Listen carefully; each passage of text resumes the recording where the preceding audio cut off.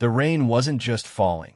It was a physical assault, a relentless barrage of cold fury that turned the asphalt of the old county bridge into a slick, black mirror. Inside the sedan, Clara gripped the steering wheel, her knuckles white. The wipers fought a losing battle against the deluge, their frantic rhythm a weak metronome against the storm's chaotic symphony. Her baby, a precious, restless life tucked safely beneath her heart, chose that moment to kick, a small, internal reminder of everything she had to live for. She smiled, a fleeting warmth in the cold car, and eased her foot off the accelerator. Just a few more miles. Home was waiting. Rook was waiting. The thought of his strong arms, the scent of leather and motor oil that always clung to him, was a beacon. That beacon shattered in a terrifying instant. A deer, wild-eyed and panicked, bolted from the tree directly into her path. Clara swerved on pure instinct, a scream tearing from her throat. The tires lost their grip. The world became a dizzying, weightless spin of gray sky and churning brown water. There was a gut-wrenching lurch, the horrifying shriek of metal scraping against the guardrail, and then nothing but the sickening plunge into the abyss below. The impact with the river was a brutal, final punctuation mark. Water exploded through the windshield, icy and suffocating. Her head slammed against the side window, and the world dissolved into a muted, roaring darkness.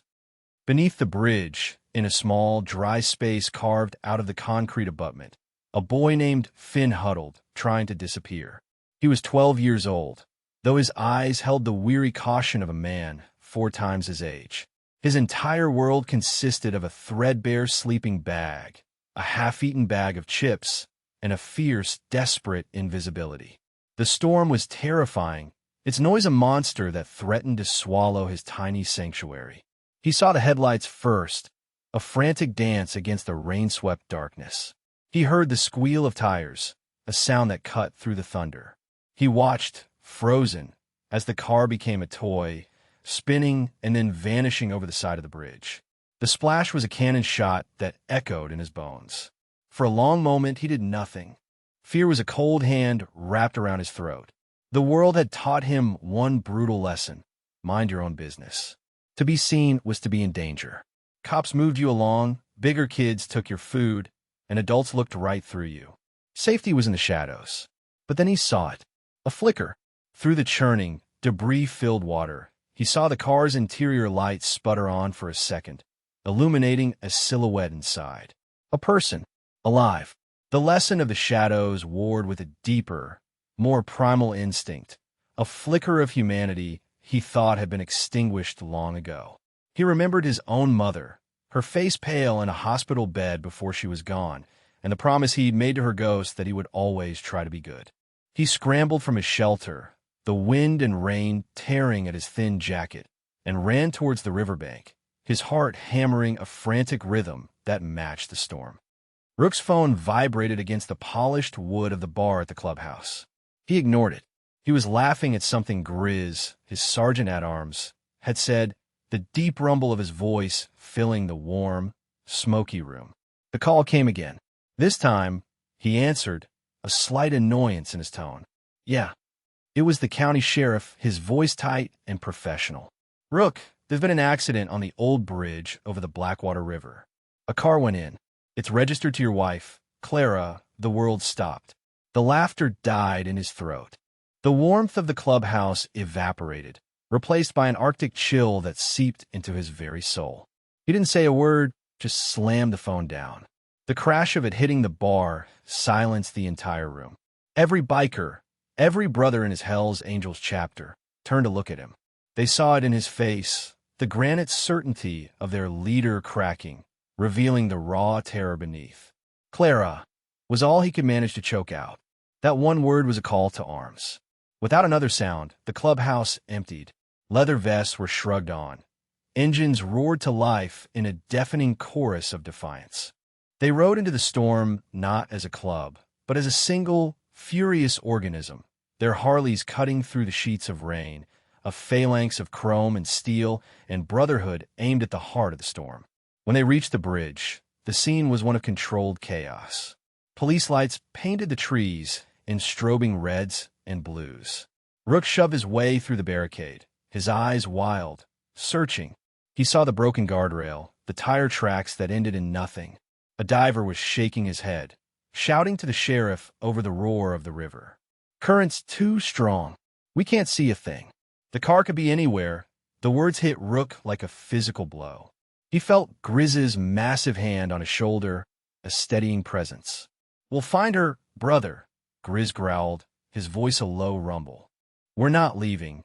But as Rook stared into the black, violent water, a cold, dark dread began to coil in his gut. The river was a monster, and it had swallowed his entire world. Finn clawed his way down the muddy embankment, slipping and sliding, thorns and sharp rocks tearing at his hands and clothes. The river was a terrifying, living thing, a churning brown beast swollen with rain and debris. He could see the car, maybe 50 yards out, being pushed relentlessly downstream. It was sinking, the roofline already dipping below the surface. He ran along the bank, a frantic, desperate race against the current. His lungs burned, his thin sneakers soaked and heavy with mud. He had to stay with it. He had to. He saw the hand then, pressed against the inside of the rear window. It was small, pale, a woman's hand. It moved weakly, a silent plea. That image burned itself into his mind, eclipsing his fear, eclipsing the cold, eclipsing the lifetime of caution he had so carefully built. This wasn't an abstract person anymore. It was a hand reaching out from the darkness, and he was the only one who saw it. He pushed himself harder, his legs pumping, his eyes locked on the dark shape of the car as it was swept around a bend in the river, disappearing for a moment behind a thicket of willows. Panic seized him. He couldn't lose it. He scrambled through the thorny branches, ignoring the scratches that crisscrossed his face and arms, and burst out onto a rocky outcrop, just in time to see the car snag on a massive, submerged log jam. It was hung up, for now, tilted at a dangerous angle, the water pouring in faster. He had maybe minutes. He didn't think. He waded into the freezing water, the current sucking at his legs, trying to pull him under. The cold was a shock, stealing his breath, but the image of that pale hand pushed him forward. The official search was being called off. The sheriff approached Rook, his expression grim, his rain slicker dripping onto the muddy ground. "We're pulling the boats, Rook. It's too dangerous. The current is unpredictable, and we've got whole trees coming downriver. We'll resume at first light." Rook turned on him, his face a mask of incandescent rage. "First light," he roared, his voice cracking. "My wife and my unborn child are in that water. Your first light is too damn late." He took a step towards the sheriff, his fists clenched, and Grizz stepped between them. "Easy, Prez," he murmured, pushing gently on Rook's chest. Yelling at him won't help. Rook shoved him off, his chest heaving. He felt trapped, a primal scream of grief and fury building inside him with nowhere to go. He looked at his brothers, their faces grim, their shoulders slumped in the rain. They were warriors, men who bent the world to their will, and they were utterly helpless. The feeling was poison. He turned away from them, from the flashing lights, from the empty platitudes of the first responders. He couldn't stand still. He swung a leg over his bike, the engine exploding to life with a defiant snarl. "Where are you going?" Grizz shouted over the noise. "I'm not waiting for the sun," Rook yelled back, his voice raw. He twisted the throttle and shot off, leaving the official search behind. He rode along the riverbank, his headlight a solitary beam cutting a path through the suffocating darkness. He was riding on pure, blind hope, a prayer wrapped in the roar of a V-twin engine. He was searching for a miracle in a world that had just shown him it dealt only in nightmares. Finn reached the car, the water up to his chest, its force trying to rip him from his feet. The driver's side was jammed against the log. The passenger door was locked and wouldn't budge. He pulled and pulled, his fingers numb and useless, screaming in frustration.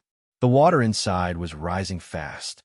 He could see the woman now, her head slumped forward, her dark hair fanned out in the murky water. She was drowning right in front of him. Panic gave way to a cold, sharp clarity. He looked around wildly. His eyes landed on a jagged piece of granite half submerged near the bank. It was heavy, probably too heavy, but it was his only chance. He fought his way back to it, the current dragging at him. He strained, his back screaming, and managed to lift the rock.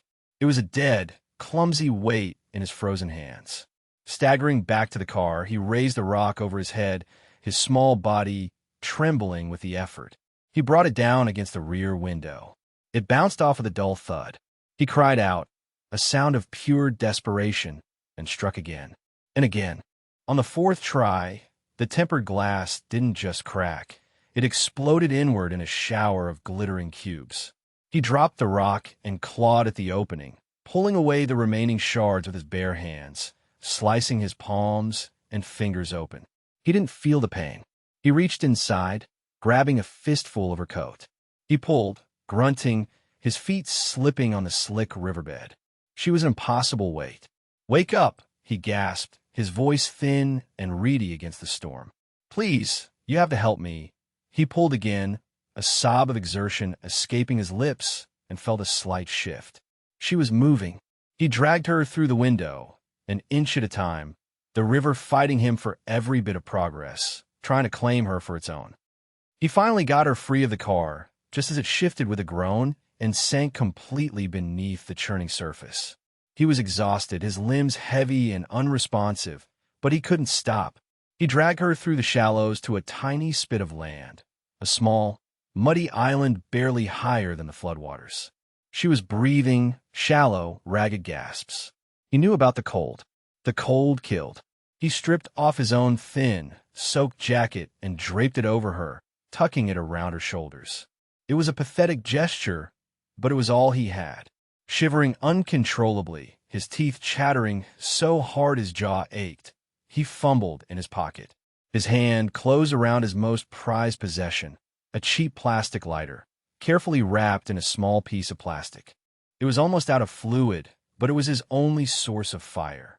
He found a small hollow sheltered by a rock and gathered a handful of the least damp twigs he could find. His hand was shaking too badly to work the lighter.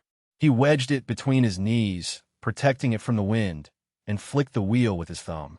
Spark. Nothing. Spark. Nothing. A tiny, desperate prayer formed on his lips. Spark. A flame, weak and sputtering, bloomed in the darkness. He carefully touched it to the twigs. They smoked, sizzled, and then miraculously caught. A small, struggling fire began to push back the oppressive dark and cold.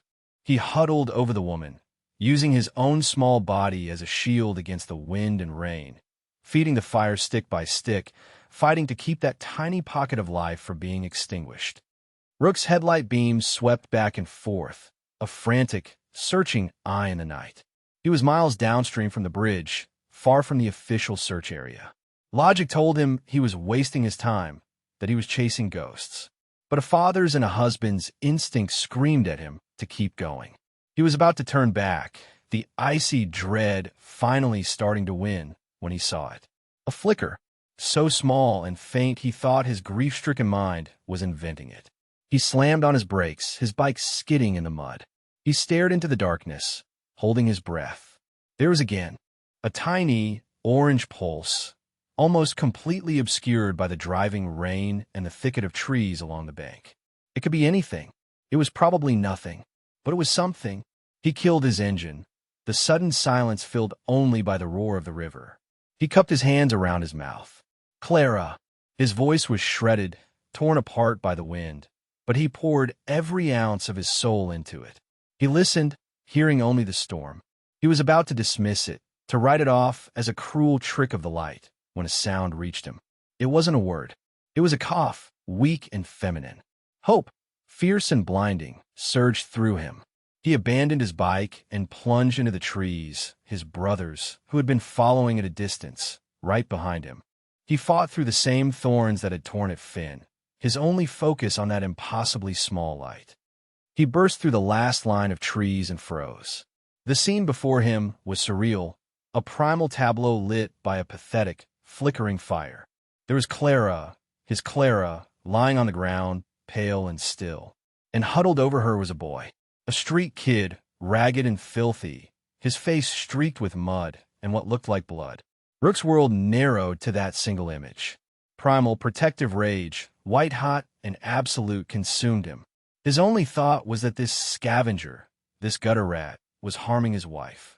He let out a roar and charged, Grizz and the others right behind him, their shadows monstrous in the firelight. "Get away from her!" Rook bellowed, his voice the sound of breaking rock. Finn looked up, his eyes wide with terror. He scrambled back, falling into the mud, trying to make himself small. He was a cornered animal facing down a pack of wolves. Rook reached them, his massive hand shooting out to grab the boy. But as his fingers closed on the thin, bony shoulder, he stopped. His eyes took in the details. He saw the bloody, mangled state of Finn's hands. He saw his own wife, not harmed, but wrapped in the boy's flimsy, torn jacket. He saw the shattered remains of the car window glinting in the mud nearby. He saw the boy shivering, not with malice, but with a violent, bone-deep cold, his lips blue. The rage inside him didn't just vanish. It imploded, replaced by a wave of staggering, humbling understanding. This child hadn't been hurting her. This forgotten, invisible boy had just walked through hell to save her. The aftermath was a blur of motion and raw emotion. The bikers formed a human wall, shielding Clara and Finn from the storm while Grizz, a former combat medic, did a quick assessment. He looked up at Rook, his voice thick with awe. "She's alive, brother. Hypothermic, but she's breathing steady. The baby, we need to get her to a hospital now." They carried her, gently, reverently, back to the road where an ambulance, summoned by a frantic call, was waiting. As the medics worked on Clara, the full attention of the Hell's Angels turned to the small, shivering boy standing alone in the rain. Rook walked over to him. He was a giant of a man, covered in tattoos and leather, a figure of pure intimidation. He knelt in the mud, bringing himself down to Finn's level. The boy flinched, expecting a blow. Instead, Rook gently took Finn's injured hands in his own, his touch surprisingly soft. He looked at the cuts, the raw skin, the dirt ground into the wounds. He looked up, and Finn saw something in the biker's hard eyes he had never seen from an adult before, a profound, overwhelming gratitude that bordered on worship. "You saved her," Rook said, his voice cracking, the words rough with unshed tears.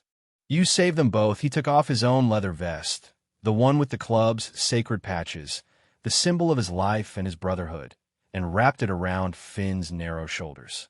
It was huge on him, a heavy, protective weight that smelled of rain and leather and home. "What's your name, son?" Rook asked. "Finn," the boy whispered. "Well, Finn," Rook said, his voice thick with emotion as the other bikers gathered around, their expressions a mixture of awe and fierce protectiveness. "You don't have to worry about the shadows anymore.